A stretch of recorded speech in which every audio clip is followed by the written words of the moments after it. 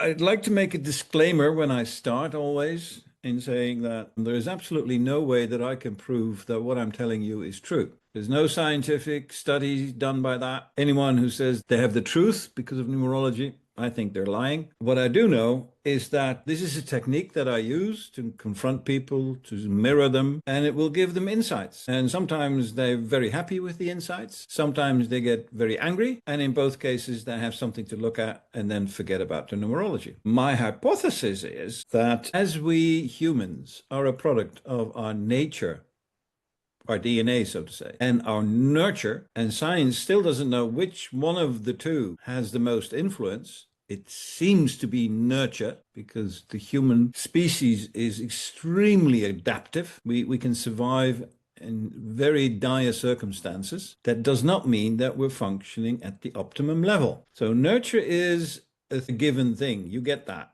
We're born as helpless children. So for the first 25 years, we know no better than that we're dependent on other people, their attention, their money, God knows what. And that makes us basically dependent, whereas we are independent once we realize that. And my experience is, how do you then find out what my nature is all about? Because if I take a psychology test, they will tell me what the mixture of the two is. In my business life, I was looking for what is the potential of the people that I'm hiring, what lies behind the picture they draw me. And this is where I think these rather odd techniques as astrology, tarot, numerology kick in, because they base themselves, or not tarot, but astrology, numerology, human design is very popular at the moment too, but you also have five-star key, and there's a whole bunch of them.